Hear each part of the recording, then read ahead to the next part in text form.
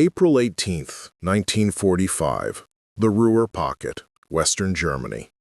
Over 500,000 Wehrmacht soldiers, battle-hardened veterans who had fought from Stalingrad to Normandy, made a decision that would have been unthinkable just months earlier. They surrendered en masse to American forces rather than continue fighting or retreat to German lines. What the Americans had unleashed wasn't just superior firepower, it was something far more devastating, a systematic approach to warfare that made resistance not just futile, but irrational. April 4, 1945, 0600 hours, east bank of the Rhine River, Lippstadt sector.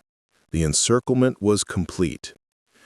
Field Marshal Walter Model, commander of Army Group B, stood in his provisional headquarters studying maps that told an impossible story. In just 12 days, American armored spearheads had achieved what German military doctrine considered operationally impossible: the complete encirclement of an entire army group, 325,000 combat troops, plus supporting units, supply personnel, and stragglers, bringing the total to over 430,000 men trapped in a pocket roughly 50 miles wide. But the numbers themselves weren't what made this moment unprecedented in military history. German forces had been encircled before, at Stalingrad, at Falaise, at countless smaller engagements across the eastern and western fronts. What made the Ruhr Pocket different was what happened next, or rather, what didn't happen. There would be no desperate breakout attempts, no suicidal last stands, no fanatical resistance to the last bullet. Instead, over the next 2 weeks, the largest mass surrender in Western Front history would unfold, and it would reveal something that terrified the German high command more than any weapon. Their soldiers had stopped believing in resistance. The Americans called their approach vertical envelopment, but that clinical term masked a revolution in combined arms warfare that had been perfected over 3 years of combat from North Africa to the Rhine.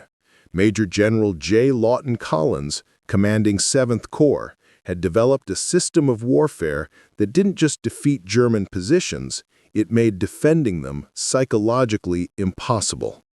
The German soldiers trapped in the Ruhr had been told for years that American forces were soft, inexperienced, reliant on material superiority rather than fighting skill. They had been assured that German tactical excellence and superior willpower would overcome American industrial might.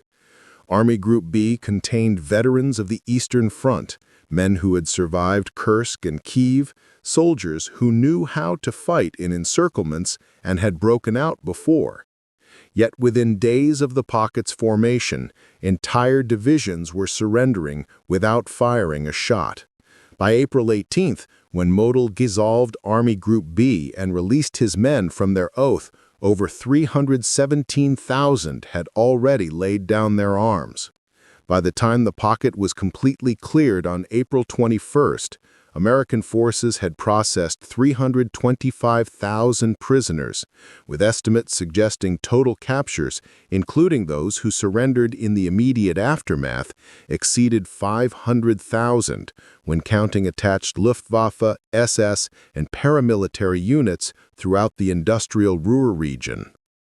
What the Germans encountered wasn't a conventional military force. It was an integrated system of destruction that operated on principles they had never faced, not from the Soviets, not from the British, not in any previous campaign. The Americans had developed something that military historians would later recognize as a fundamental evolution in warfare: the ability to make continued resistance not just difficult or costly, but functionally meaningless. The weapon wasn't a single piece of technology. It was the seamless integration of air power, armor, artillery, logistics, and psychological operations into a machine that ground down not just German combat capability, but German will to fight. Every element reinforced the others, creating a cascade effect that made each hour of resistance more futile than the last. In his final message before dissolving Army Group B, Model wrote, "The Americans do not fight battles, they stage industrial operations.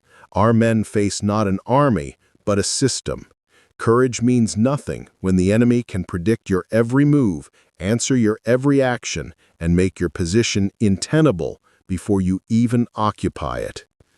3 weeks later, Model walked into the woods near Duisburg and shot himself. He left no note, but his aide recorded his final words, "A field marshal does not surrender, and I cannot ask my men to do what I cannot." But his men had already made their choice, not because they were cowards, but because they had recognized a truth that their commanders refused to accept. The Americans had created a form of warfare where traditional military virtues, courage, tactical skill, determination, became irrelevant. You couldn't outfight a system that had already calculated every possible response. You couldn't outmaneuver forces that controlled every approach. You couldn't outlast an enemy whose supply line stretched back to an untouched industrial heartland an ocean away. The story of the Ruhr Pocket isn't about a battle. It's about the moment when industrial age warfare reached its logical conclusion, when one side's systematic approach made the other side's continued resistance not just impossible, but pointless. 500,000 German soldiers didn't surrender because they were defeated in combat. They surrendered because they had been made obsolete. The German military doctrine that failed so catastrophically in April 1945 had been born from success. For 5 years, the Wehrmacht had conquered a continent using principles that had proven devastatingly effective. Speed, concentration of force, tactical flexibility, and the superior training of individual soldiers and small unit commanders. The concept was Auftragstaktik, mission-type tactics, where commanders at every level understood the overall objective and had the authority to achieve it through their own initiative. A German lieutenant could react to battlefield conditions faster than an American colonel could receive orders from division headquarters. This decentralized command structure had enabled German forces to consistently outmaneuver more numerous opponents. From Poland in 1939 to France in 1940, from the Balkans to the initial campaigns in Russia, this system had worked brilliantly. German soldiers were extensively trained, with even basic infantry receiving education that emphasized independent thinking and tactical awareness. A German squad leader had more authority and training than many Allied platoon commanders. This created a military culture where small groups of men could achieve disproportionate results through superior skill and initiative. By 1943, despite mounting losses and strategic setbacks, German tactical doctrine still produced impressive results. At Kasserine Pass in February 1943, relatively small German forces had inflicted humiliating defeats on American units in their first major engagement. The Germans had demonstrated that even when outnumbered and outgunned, superior tactics and veteran leadership could overcome material disadvantages. General Dwight D. Eisenhower, commanding Allied forces in North Africa, had been forced to restructure American training and doctrine after Kasserine. The lessons were painful but clear. American forces needed fundamental changes in how they approached combat. Raw courage and industrial output weren't enough against an enemy who could consistently outthink and outmaneuver them at the tactical level. But the Germans had made a critical miscalculation. They assumed that warfare would continue to be decided by these tactical engagements, that battles would be won by better-trained soldiers making better decisions in individual firefights. They believed that as long as German tactical excellence remained superior, they could offset American material advantages. What they failed to understand was that the Americans weren't trying to win tactical engagements. They were building a system that would make tactical excellence irrelevant. Between 1943 and 1945, the United States military underwent a transformation that had no parallel in military history. It wasn't about creating better individual soldiers, though American training did improve significantly. It was about creating an integrated system where individual tactical decisions mattered less than systematic operational superiority. The scale of American logistical preparation was something the German military couldn't conceptualize. By early 1945, American forces in Western Europe were supported by a supply network that delivered 26,000 tons of supplies daily. Every American division crossing the Rhine had artillery support that could deliver more tonnage in an hour than an entire German corps could fire in a day. But logistics alone don't explain the psychological collapse. The Soviets had enormous material superiority on the Eastern Front, yet German forces continued fighting with desperate determination, even in hopeless situations. At Budapest, German and Hungarian forces held out for 50 days in a siege that ended in near-total annihilation. At Breslau, the garrison fought for 82 days, continuing resistance even after Hitler's death. Against the Americans, that same determination evaporated. The difference wasn't firepower, it was predictability and inevitability. American doctrine had evolved into something the Germans called Materialschlacht, material battle, but that term didn't capture what made it psychologically devastating. The Americans had developed a systematic approach where every German action triggered a predetermined, overwhelming response. Artillery observers called in fire missions within minutes. Air support appeared within an hour. Tank columns maneuvered to cut off withdrawal routes before German commanders even realized their positions were compromised. It wasn't that Americans predicted German moves through intelligence or brilliant generalship. They simply had enough resources to prepare for every possibility simultaneously. Colonel General Alfred Jodl, operations chief of the German Armed Forces High Command, wrote in his diary in March 1945, "Against the Americans, our tactical doctrine has become a prison. Every principle that served us well against the Poles, French, and even Soviets now works against us. Our flexibility means nothing when the enemy has prepared responses to every option. Our initiative is meaningless when every action triggers overwhelming retaliation. We are fighting an opponent who doesn't need to outthink us. They've made thinking irrelevant." This was the context that Army Group B entered when American forces crossed the Rhine. They brought tactical excellence, veteran leadership, and determination to a fight where none of those qualities mattered anymore. They were prepared for a battle. What they encountered was an industrial process designed to make battle impossible. The German defensive preparations in the Ruhr represented the culmination of 5 years of hard-won tactical knowledge. Army Group B wasn't a collection of green recruits or demoralized garrison troops.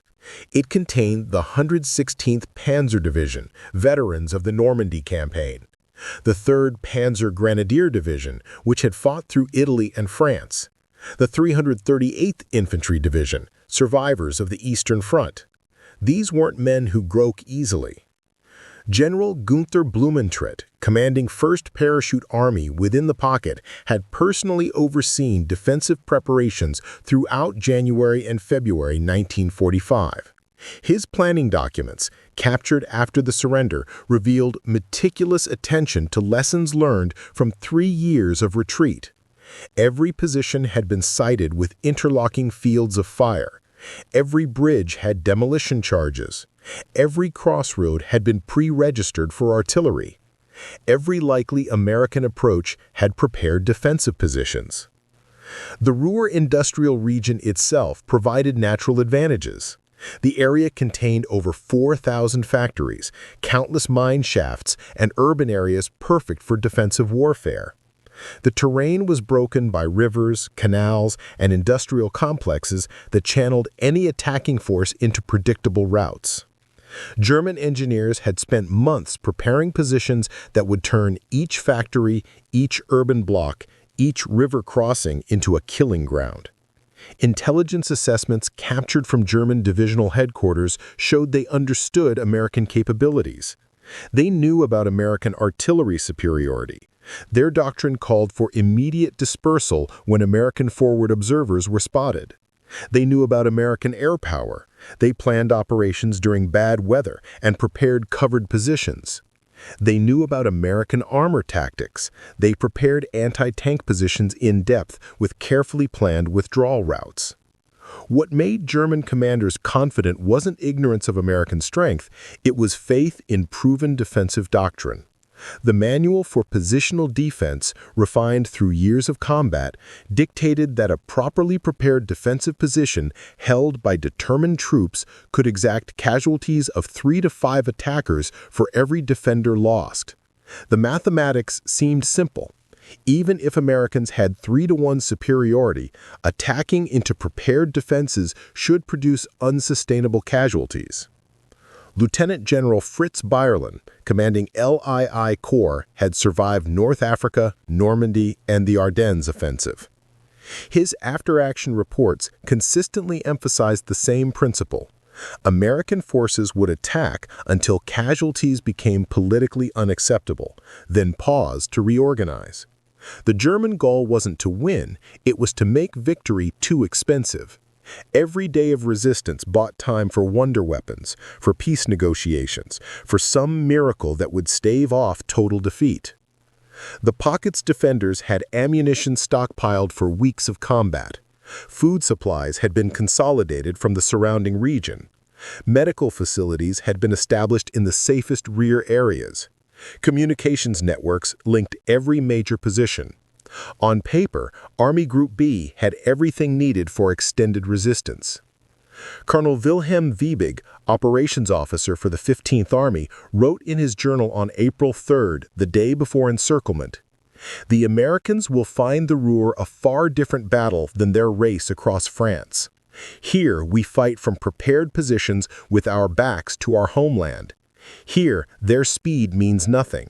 They must come to us, and we will make them pay in blood for every kilometer. We have studied their methods. We know their patterns. We are ready." But every assumption in German planning contained a fatal flaw. They had prepared for a battle. They had calculated for combat where tactical decisions mattered, where terrain provided advantage, where determination and skill could offset material inferiority. They had built a fortress designed to withstand siege warfare as understood by military traditions stretching back centuries. What they couldn't prepare for was an opponent who had evolved beyond battle entirely. The Americans hadn't come to fight for the Ruhr, they had come to process it. And the difference between those two concepts, fighting versus processing, would become clear within hours of the encirclement's completion. And once German soldiers understood that difference, their carefully prepared defenses would become not fortresses, but prisons. What the Americans deployed against the Ruhr Pocket wasn't a secret weapon or revolutionary technology. It was something far more devastating. Systematic operational integration refined into a doctrine that military historians would later call synchronized warfare. The innovation wasn't in any single element, it was in how every element functioned as parts of a single mechanism. The concept had been developed by Lieutenant General Omar Bradley's 12th Army Group staff during the winter of 1944-45. Operations Officer Brigadier General Truman Forson had created what he called the Red Ball System, a coordinated methodology where intelligence, artillery, air power, armor, and logistics operated on synchronized timelines that made German tactical responses predictable and therefore exploitable. April 5, 1945, 0830 hours.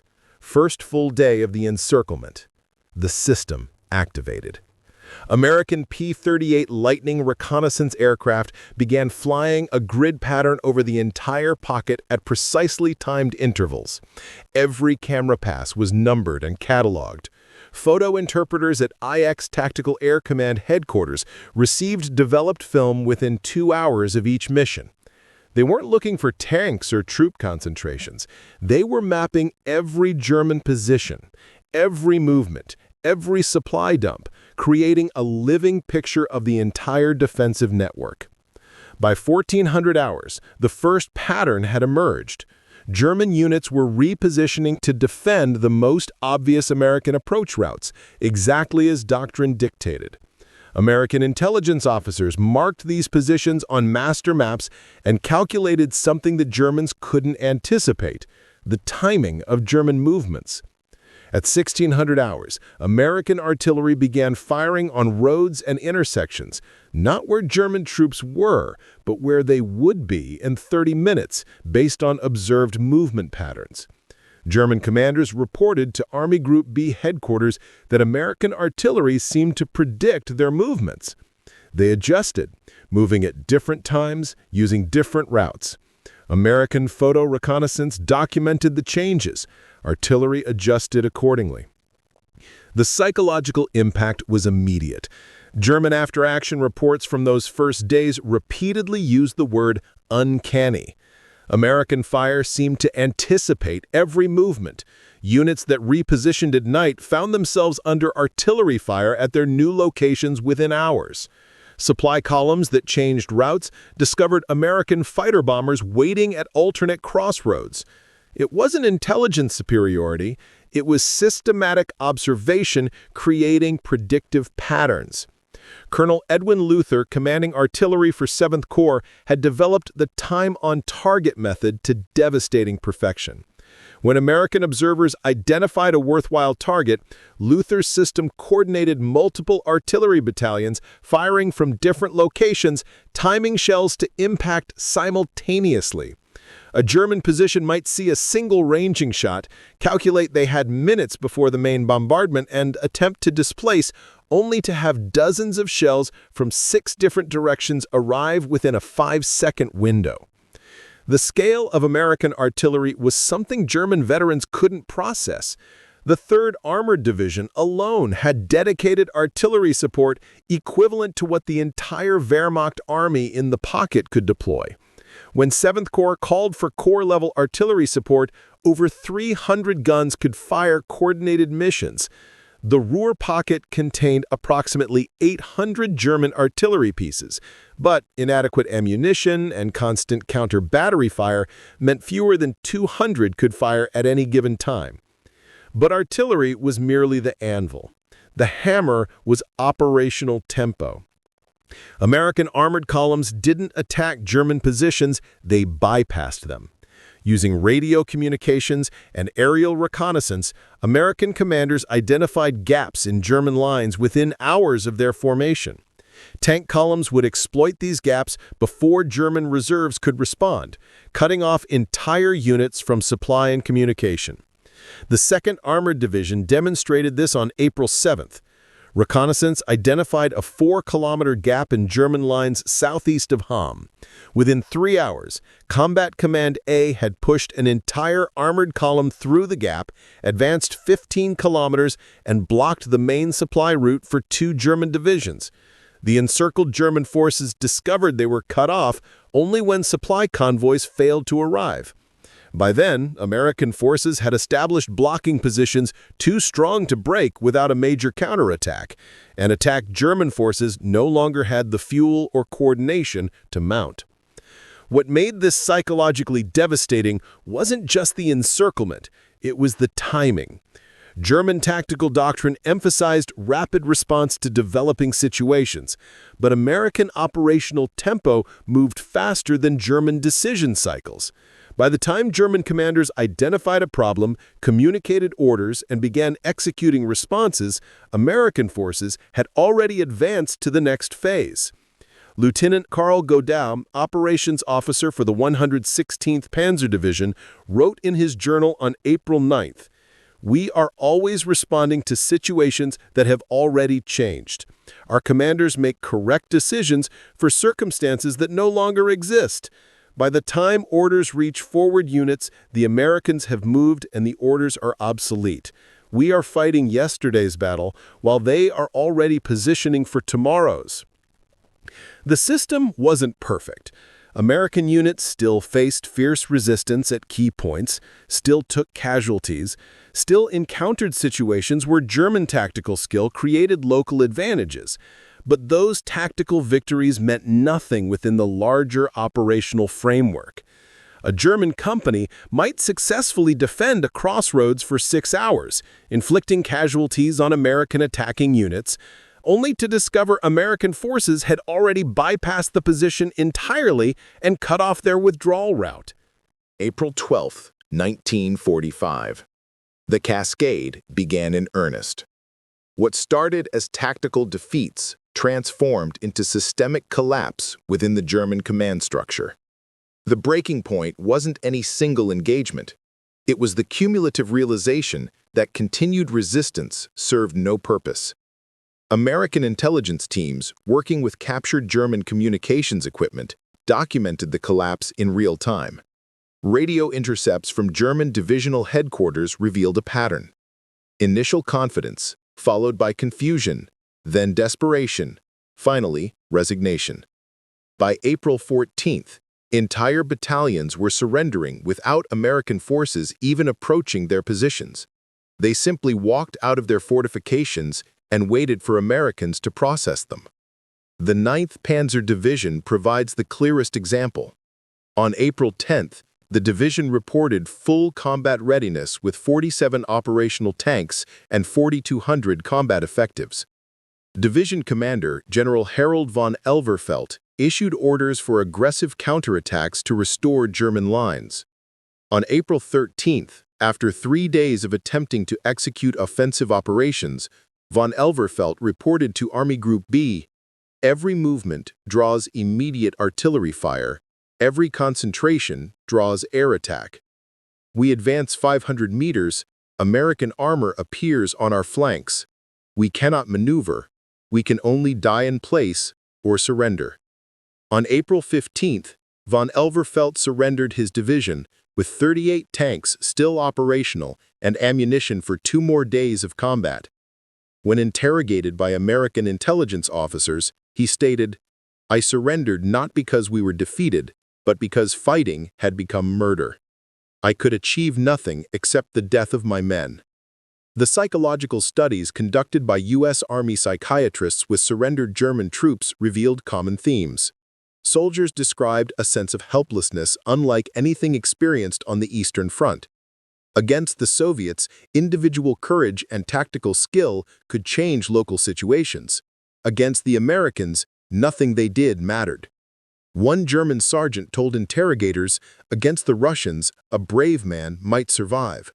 Against the Americans, bravery just meant you died for nothing." The industrial dimension of American warfare manifested in ways German soldiers found incomprehensible. American units that suffered casualties received replacements within days. Equipment losses were replaced overnight. Ammunition expenditure that would have crippled a German division for weeks was considered routine by American standards. The 3rd Armored Division fired more artillery shells on April 13th than the entire German pocket fired during the entire week. But the most psychologically devastating aspect wasn't material superiority. It was the methodical inevitability. American forces advanced on predictable schedules. They moved forward exactly as far as their supply lines would support, then paused to consolidate. They didn't rush, didn't take unnecessary risks, didn't provide opportunities for German counterattacks. They simply ground forward like a machine, impersonal and unstoppable. German soldiers began calling it Walzkrieg, steamroller war. There was no glory in it, no opportunity for heroism, no way for courage or skill to matter. You couldn't ambush a steamroller, you couldn't outmaneuver it. You could only wait for it to reach you and then be crushed or step aside. By April 16th, American forces had processed over 150,000 prisoners. The supplied infrastructure for handling surrenders became as sophisticated as combat operations. Prisoner processing stations operated on assembly line principles. German soldiers were disarmed, documented, given food and water, and moved to rear areas within hours. The efficiency itself was demoralizing. Americans handled the surrender of entire divisions with the same systematic efficiency they applied to combat. Field Marshal Model's headquarters maintained communication until April 17th. His final operational orders revealed a commander who understood the situation completely, but couldn't bring himself to accept it. He authorized unit commanders to surrender if they judged continued resistance pointless, effectively dissolving his command while refusing to formally capitulate himself. On April 21st, the last organized German resistance in the pocket ceased. Final prisoner counts exceeded 325,000, the largest mass surrender in Western Front history. American casualties during the entire operation: 10,000 wounded, 2,000 killed. German casualties: approximately 10,000 killed in combat, the rest captured. The casualty ratio, normally favoring defenders in prepared positions, had been completely inverted. The Eastern Front provided brutal context. In the Ruhr Pocket, 200,000 German soldiers held out against Soviet forces until the war's end, suffering over 150,000 casualties but never surrendering en masse. In the Heiligenbeil Pocket, German forces fought for 2 months with 80% casualties before final Soviet victory. Against the Soviets, Germans fought to literal annihilation. Against the Americans, they chose survival. Post-war studies by both American and German military historians identified the Ruhr Pocket as the moment when industrial warfare reached its logical conclusion. The Americans had created a system where human factors, courage, leadership, tactical skill became operationally irrelevant. Not because German soldiers lacked these qualities, but because the American system had evolved beyond the level where those qualities could influence outcomes. General Eisenhower's report to the combined chiefs of staff stated, "The Ruhr operation demonstrated that properly applied industrial-age warfare can achieve decisive results with minimal friendly casualties. The key is systematic integration of all combat arms operating at a tempo that prevents enemy response." The 500,000 German soldiers who surrendered rather than face continued combat hadn't been defeated in battle. They had been made obsolete by a form of warfare that didn't require defeating them, only processing them. The distinction marked the end of warfare as previous generations had understood it.